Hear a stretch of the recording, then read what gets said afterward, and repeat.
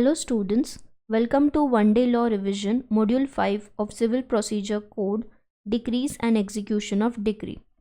So quickly go through the synopsis first. Here we will cover what is decree, meaning, purpose, court which passed the decree, decrees granting particular reliefs, execution of decree, court by which decree will be executed, transfer of decree, persons by whom or against whom decree can be executed, transferees, legal representatives, payment under decree, procedure for executing a decree, issue of process, stay of execution, property that can or cannot be attached, mode of execution of different kinds of decrees, attachment and garnish order, sale, arrest and detention, cautions to be determined by executing court, resistance or obstruction to execution. So let's get started. First we will see the meaning of decree. Decree होता क्या है? Section 2 subsection 2 में define किया गया है decree को of civil procedure code. It means the formal expression of an adjudication. Adjudication मतलब क्या? जजमेंट, या हिंदी में हम बोल सकते हैं निर्णय.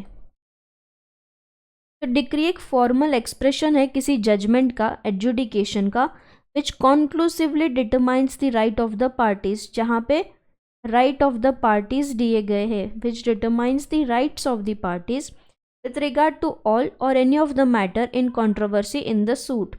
राइट्स ऑफ द पार्टीज किस बारे में दिए हैं? जिस मैटर को हम सूट में देख रहे हैं, जिस चीज़ को लेके केस चल रहा है, उसमें जो भी राइट्स ऑफ द पार्टीज दिए गए हैं, दैट इज डिक्री. अब डिक्री दो तरीके की हो सकती है. One is preliminary, other one is final. तो प्रिलिमिनरी डिक्री वो होती है जहाँ पे further proceeding has to be taken before the suit. मतलब एक फर्दर प्रोसीडिंग होना बाकी है, has to be taken before suit, can be completely disposed of. मतलब पूरा सूट कम्प्लीटली डिस्पोज ऑफ होने के पहले कोई अगर फर्दर प्रोसीडिंग बाकी है, दैट इज़ प्रिलिमिनरी डिक्री. और अगर पूरा एडजुडिकेशन हो गया है, सूट को डिस्पोज ऑफ किया जा सकता है, फिर जो जजमेंट है that is your final decree. When adjudication completely dispossess of the suit, तो फिर वो डिक्री फाइनल है. अब दो चीज़ें डिक्री में इंक्लूड नहीं होती है. अगर कोई जजमेंट है या कोई एडजुडिकेशन है from which an appeal lies as an appeal from an order, अगर अपील है तो that is not a decree. या फिर or any order or decision of the dismissal of the suit for default. अगर कोई ऐसा order या decision दिया है जहाँ डिसमिसल ऑफ सूट है, डिसमिसल मतलब कैंसिलेशन ऑफ सूट है, तो फिर that is not included in decree. अब हमने डेफिनेशन में क्या देखा? Decree is a formal expression of an adjudication. तो फॉर्मल एक्सप्रेशन क्या होता है? फॉर्मली जो दिया गया है, मतलब which is recordation of the ruling of the court on the matter presented before it. जो कोर्ट के सामने जो मैटर्स प्रेजेंटेड है उसका जो रिकॉर्डेशन है, that is formal expression. So far as the court expressing it alludes मतलब suggest करता है कि जो कोर्ट एक्सप्रेस कर रहा है formal expression, the court is suggesting to the fact that same issue can not be adjudicated by or before the court again, but only before a higher forum, that is appellate forum. तो court क्या बोल रहा है? उसी court के सामने उसी matter को वापस नहीं चलाया जा सकता, it will go to a higher forum. A decree must be drawn separately from a judgement. हमने एक चीज़ देखी थी कि डिक्री हमेशा सिविल केसेस में होती है. अब एक और कंसेप्ट है डीम्ड डिक्री. डीम्ड डिक्री क्या है? जो एसेंशियल फीचर्स है डिक्री के वो तो फुलफिल नहीं करती है, like rights of the parties etcetera, but अगर कुछ चीज़ों को स्पेसिफिकली डीम्ड डिक्री बोला है तो that will be deemed decree. For example the rejection of a plaint and determination of question of facts are deemed decree. ये दो examples दिए हैं हमने. So this was concept decree. अब हम देखेंगे section 37, definition of court which passed a decree. The expression court which passed a decree or word to that effect shall in relation to the execution of decree, unless there is anything repugnant in the subject or context, be deemed to include. अब इसमें क्या include होता है? In the phrase court which passed a decree, it will include where the decree to be executed has been passed in the exercise of appellant jurisdiction, the court of first instance. अगर कोई decree है, यानी कि जो decision making है या जो judgement आया है अगर वो एग्जीक्यूट किया गया है बाय एन एपलेट जुरिस्डिक्शन, तो जो फर्स्ट इंस्टेंस का जो कोर्ट था, we will assume the court और it will be considered as the court. The first instance court will be considered as court which passed a decree. अगर जो first instance court है that has cease to exist, मतलब that has stopped to exist और it does not exist now, और to have jurisdiction to execute it, या अब उसका jurisdiction नहीं है to execute the matter, the court which if the suit wherein the decree was passed was instituted at the time of making the application for the execution of decree. तो उस time पे जिस court के पास application किया गया था for the execution of decree would have jurisdiction to try such suit. उस court के पास जुरिस्डिक्शन रहेगा to try the suit and then pass the decree.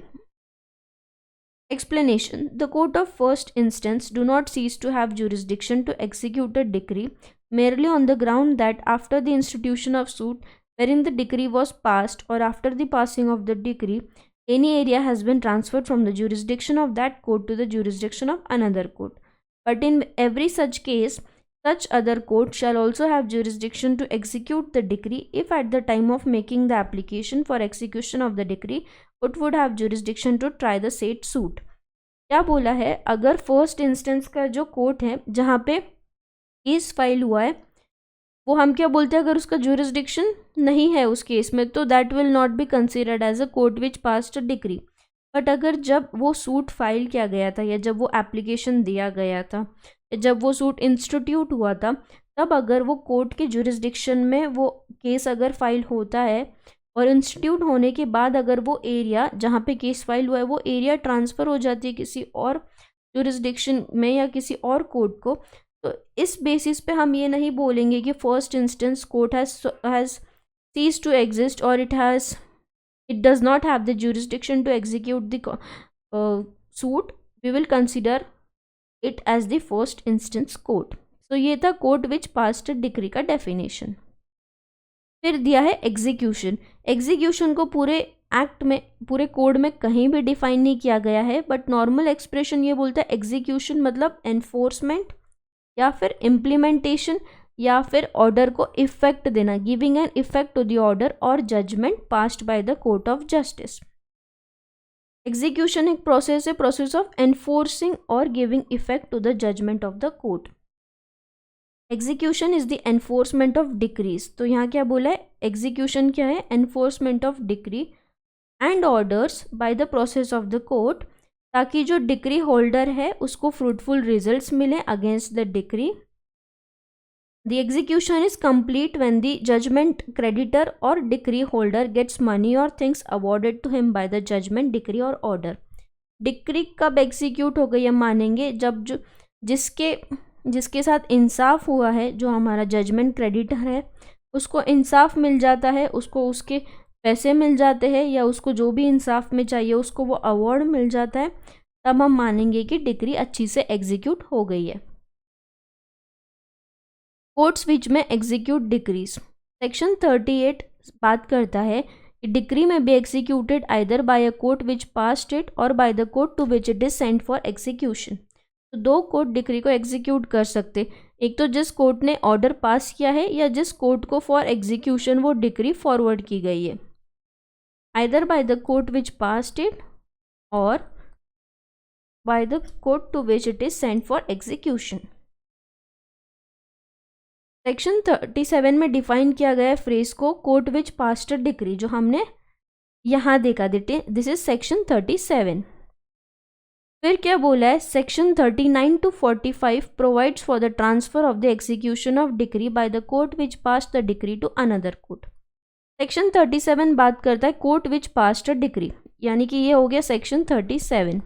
और सेक्शन 38 क्या बोलता है, डिक्री दो तरीके से एग्जीक्यूट हो सकती है, एक bye the court which passed it और दूसरा जिस कोर्ट को ट्रांसफ़र किया गया या सेंड किया गया फॉर एग्जीक्यूशन. तो ये बाकी का कवर किया जाता है सेक्शन 39 से 45 में.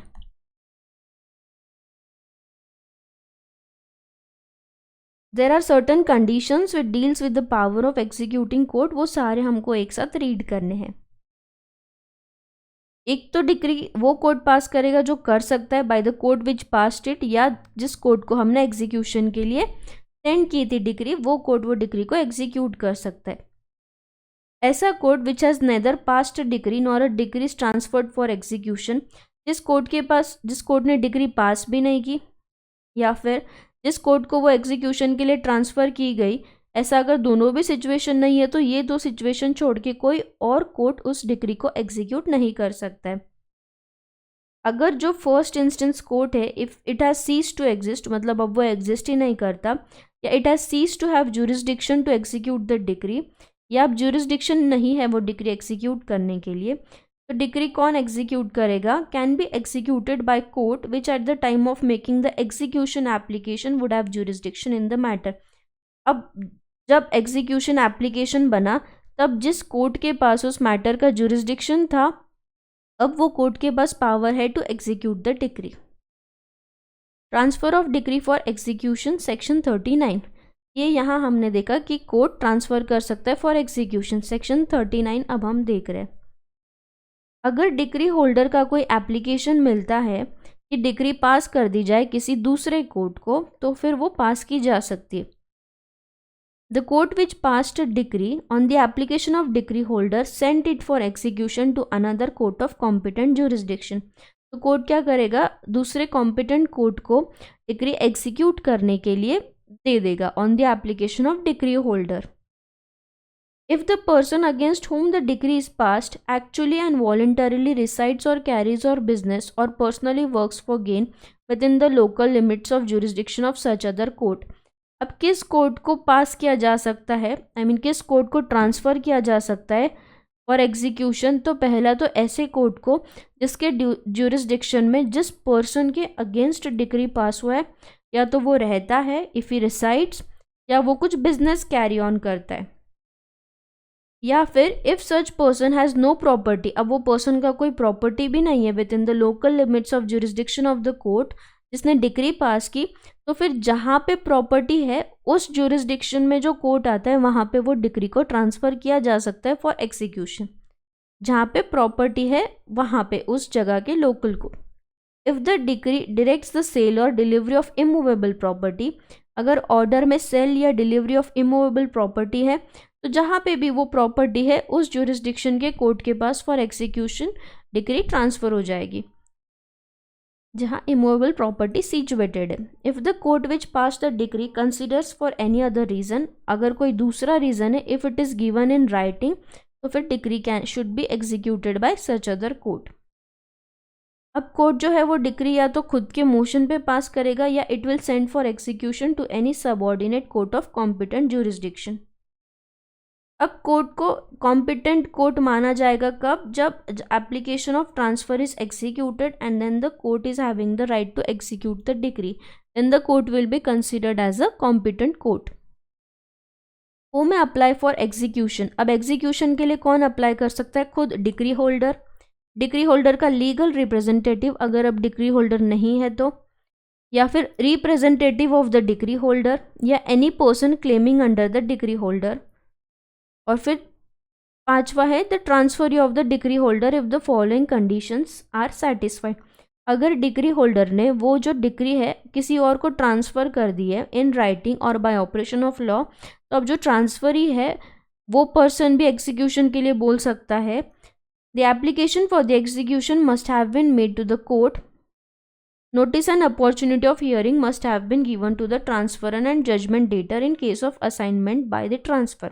तो अब तुम ट्रांसफ़र तो कर सकते हो बट कुछ कंडीशन है। पहले तो जो प्रीवियस डिक्री होल्डर है या जो ट्रांसफरर है उसको राइटिंग में देना पड़ेगा कि because of some reason he is doing so by operation of law. एक एप्लीकेशन फॉर एग्जीक्यूशन देना है कोर्ट को एंड वहाँ पे उसको अपॉर्चुनिटी ऑफ बीइंग हर्ड मिलेगा, किसको? ट्रांसफरर को, कि why he is transferring the decree। The object of issuing a notice is to determine once and for all and in the presence of the parties concerning the validity or otherwise of the assignment of transfer। One or more of the joint decree holders, अब अगर एक से ज़्यादा decree holders है तो फिर वहाँ पे भी कुछ कंडीशन है। The decree should not have imposed any condition to the contrary, कोई कंडीशन नहीं होनी चाहिए। The application must have been made for the execution of the decree holder, execution का एप्लीकेशन मिलना चाहिए। And the application must have been for the benefit of all the decree holders, और वो जो एप्लीकेशन है वो सब डिग्री होल्डर्स के बेनिफिट्स के लिए होना चाहिए, तो ये लोग अप्लाई कर सकते for the execution of decree. Against whom the execution can be made, तो डिग्री होल्डर किसके अगेंस्ट एग्जीक्यूशन करता है? जजमेंट डेटर के, जजमेंट डेटर के लीगल रिप्रेजेंटेटिव के, उसके रिप्रेजेंटेटिव के, and surety of judgment debtor. Application of execution कौन फाइल करता है? डिग्री होल्डर फाइल करता है टू द कोर्ट, और फिर कोर्ट क्या बोलता है? डिग्री एग्जीक्यूट करने। तो जिस कोर्ट ने डिग्री पास की है या तो वो कोर्ट एग्जीक्यूट कर सकता है, या तो फिर वो कोर्ट किसी और कोर्ट को डिग्री ट्रांसफर कर सकता है for execution. Limitation period for execution of decree is 12 years from the date of decree, तो यहाँ पे एक लिमिटेशन पीरियड है जिसका लिमिट है 12 ईयर्स, और अगर मैंडेटरी इंजंक्शन है तो फिर वहाँ पे limit is 3 years from the date of decree. Execution of decree and orders, order 21 of code of civil procedure 1908, modes of paying money under decree. अब डिग्री होल्डर को पैसा मिलता है जजमेंट डेटर से, तो what are the modes of paying money? तब कैसे money pay किया जाएगा to a decree holder? by depositing into the court whose duty is to execute the decree, or to the court by postal money order or through a bank। तो या तो court को deposit कर दो court के पास, या फिर postal money order send कर दो थ्रू अ बैंक। अगर कोर्ट के बाहर करना है तो फिर डिग्री होल्डर को डायरेक्टली पोस्टल मनी दे दो या किसी और बैंकिंग मोड से ट्रांसफ़र कर दो, फिर payment is evidence in writing, या फिर जैसे भी कोर्ट बोल रहा है उस तरीके से जजमेंट डेटर पे करेगा। अगर कोई पेमेंट या तो by depositing to the court है या जिस तरीके से कोर्ट बोल रहा है, तो जजमेंट डेटर एक नोटिस देगा डिग्री होल्डर को that he has made the payment directly to the court. और अगर पेमेंट थ्रू बैंक हो रहा है तो फिर the number of the original suit parties, अगर एक से ज़्यादा है तो उतने के नाम, then 2 defendants as the case में भी, तो सारे नाम मेंशन करके देन वो पे करना पड़ता है। फिर मनी कैसे रेमिट किया गया, कितना प्रिंसिपल अमाउंट के टूवर्ड्स है, कितना इंटरेस्ट, कितना cost, number of execution cases of the court, name and address of the pair etcetera. अगर अमाउंट पे कर दिए तो अगेन विल हैव टू, अगर क्लॉज ए या सी में है कोर्ट को डायरेक्टली तो इन्फॉर्म करना पड़ेगा डिग्री होल्डर को। और अगर 1B में किया है मतलब डायरेक्टली टू डिग्री होल्डर, तो he shall cease to run from the date of such payment.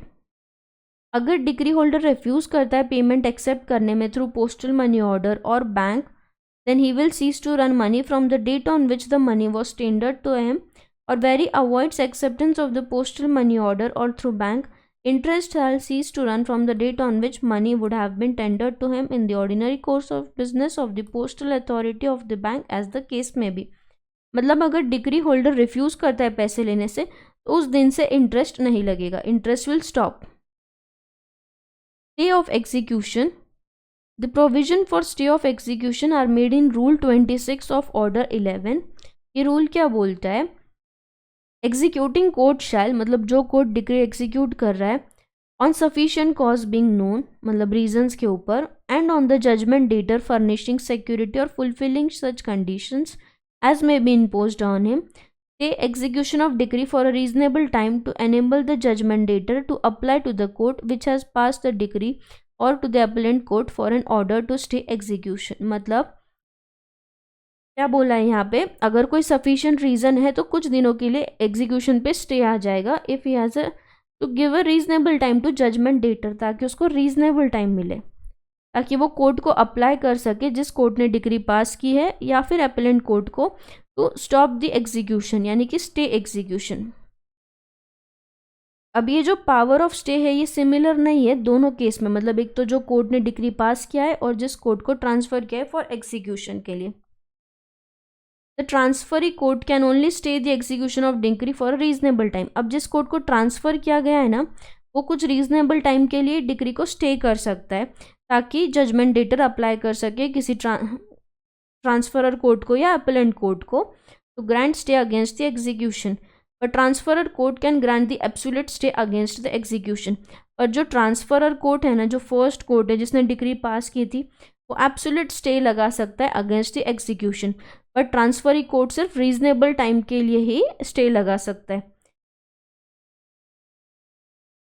Distinction है between staying of an order and quashing of an order. Quashing मतलब क्या, ऐसा कोई ऑर्डर कभी पास ही नहीं होता, that no such order had ever been passed and there is restoration of position as it stood prior to the passing of order. Quashing of order मतलब क्या, क्वैश कर देना, मतलब ये ऑर्डर कभी पास ही नहीं हुआ था और पोजीशन वही है जो ऑर्डर पास होने के पहले हुआ था। बट स्टे ऑफ ऑर्डर मतलब क्या कि ऑर्डर है, ऑर्डर एग्जीक्यूट होने के पहले बस उस पर स्टे लग गया है, उस पर रुकावट है, that is stay. Property that can और कैनॉट बी अटैच, क्या क्या प्रॉपर्टीज अटैच की जा सकती है, that is land, houses, building, goods, money, bank notes, cheque, bill of exchange, hundis, promissory notes, government securities, bonds, security for money, debt, share. तो ये सब जो भी प्रॉपर्टीज़ है ये सब अटैच की जा सकती है फॉर एग्जीक्यूशन ऑफ डिक्री। या और भी सेलेबल प्रॉपर्टीज़ जैसे कि मूवेबल इमूवेबल प्रॉपर्टी जो जजमेंट डेटर की है वो सब डिस्पोज ऑफ की जा सकती है and can be attached provided that following particular shall not be liable to such attachment और सेल। नेमली अब कुछ पर्टिकुलर्स नहीं चलते, जैसे कि नेसेसरी वेयरिंग अपरेल्स मतलब क्लॉथ्स, कुकिंग वेसल्स बर्तन, beds, bedding of the judgment debtor, wife, children and such other personal ornaments, ये सब नहीं यूज़ किए जा सकते हैं, ये एज अ प्रॉपर्टी अटैच नहीं कर सकते। Tools of artisans and where judgment debtor is agriculturist, अगर वो जो जजमेंट डेटर है वो एग्रीकल्चरिस्ट है तो his implements of husbandry, cattle, seed grains, ये सब को हम अटैच नहीं कर सकते। या कोई भी एग्रीकल्चर प्रोड्यूस जो वो करता है वो नहीं अटैच किया जा सकता। Houses and other buildings with the material and sites thereof and the land immediately appurtenant thereto and necessary for their enjoyment belonging to an agriculturist and occupied by him, ऐसा land या building जो उस agriculturist का है, उसके books of accounts and a mere right to sue for damages, तो ये चीज़ें अटैच नहीं की जा सकती। Any right of personal service, again personal service right, stipend and gratuities allowed to pensioners of the government, ये अटैच नहीं होगी। Wages of labour and domestic servant attach नहीं होगा। Salary to the extent of first 100 टाका and 1/2 of the remainder, तो ये सब चीज़ें हैं जो अटैच नहीं की जा सकती फॉर एक्सिक्यूशन ऑफ डिक्री। अगर पब्लिक सर्वेंट का सैलरी है या सैलरी किसी रेलवे ऑफिसर का है एंड द होल और any part of the portion is liable to attachment and it has been under attachment whether continuously or intermittently for a total period of 24 months, और अगर 24 months तक attachment में है, such portion shall be exempt from attachment until the expiry of further period of 12 months। तो ये सब cancel हो जाएगा जब तक कोई आगे 12 months का कोई टाइम लिमिट नहीं है where such attachment has been made in execution of one and the same decree and it shall be finally exempt, तो वो exempt रहेगा from the execution of that decree। और फिर एक और लिस्ट है the pay and allowances of person to whom army act 1952, navy ordinance act 1961 या air force act 1953 applicable है, तो उनके पे अलाउंसेस भी अटैच नहीं किए जा सकते। तो यहाँ पे फर्स्ट पॉइंट में दिया था क्या क्या अटैच हो सकता एंड उसके प्रोवाइडेड दैट में सारे पॉइंट्स दिए जो चीज़ें अटैच नहीं हो सकती। आगे लिस्ट और कंटिन्यू होता है। All compulsory deposits and other sums deprive from any fund या प्रोविडेंट फंड्स एक्ट 1925, तो ये अटैच नहीं होगा। Allowances forming part of emoluments of any servant of the public और सर्वेंट ऑफ द रेलवे और local authority with the government, ये भी attach नहीं होगा। या कोई सब्सटेंस ग्रांट या allowances under suspension and expectancy of succession by survivorship और other merely contingent or possible right of interest, right to future maintenance, any allowances declared by any Bangladesh law to be exempt from liability to attach or sale in execution of decree, or whether the judgment debtor is personally liable for payment of land revenue, any movable property which under any law for the time being applicable to him is exempt from sale for recovery of an arrear of revenue। अगर कोई land revenue या कोई revenue government को देना बाकी है और कोई प्रॉपर्टी ऑलरेडी अटैच कर चुका है वो पे करने के लिए, तो फिर वो प्रॉपर्टी यहाँ पे अटैच नहीं कर सकता है। तो ये बहुत बड़ा लिस्ट था। अब मोड ऑफ एग्जीक्यूशन, एग्जीक्यूशन कैसे होगा, तो decree can be enforced by delivery of property, या तो प्रॉपर्टी डिलीवर करके, अटैचमेंट या sale without attachment of property, arrest and detention, detention मतलब क्या, कस्टडी में लेना, एक रिसीवर अपॉइंट करके, बाय इफेक्टिंग पार्टीशन या एनी अदर सच मैनर। ठीक है, ये थे मोड्स ऑफ एग्जीक्यूशन। अब है डिलीवरी ऑफ प्रॉपर्टी, ये एक मोस्ट फेमस मोड है एग्जीक्यूट करने के लिए। रूल 21, ऑर्डर 21, रूल 79 क्या बोलता है, if a property that is sold is a movable property of which actual seizure has been made, अगर वो मूवेबल प्रॉपर्टी है तो वो डायरेक्टली परचेजर को डिलीवर कर दी जाएगी। और रूल 35 बात करता है इमूवेबल प्रॉपर्टी की। ये रूल में क्या बोला है, अगर इमूवेबल प्रॉपर्टी डिलीवर करना है तो वो डायरेक्टली उस पर्सन को डिलीवर हो जाएगी, deliver to the person to whom it has been adjourned, या फिर उसके रिप्रेजेंटेटिव को। The delivery has to be made after removing any person bound by the decree who refuses to vacate the property. अगर decree joint possession में आई है for the immovable property, तो possession will be delivered after affixing the copy of the warrant in a place that is visible. अगर जो person के position में वो प्रॉपर्टी है वो फ्री एक्सेस नहीं दे रहा है उस प्रॉपर्टी का, तो कोर्ट क्या करेगा, कोर्ट कैन रिमूव और ओपन एनी लॉक और बोल्ट और ब्रेक ओपन एनी डोर और do any other act necessary for putting the decree holder in position after giving proper warning to the women in that property. तो court फिर break down करेगा locks bolt और फिर will get the free access to the property.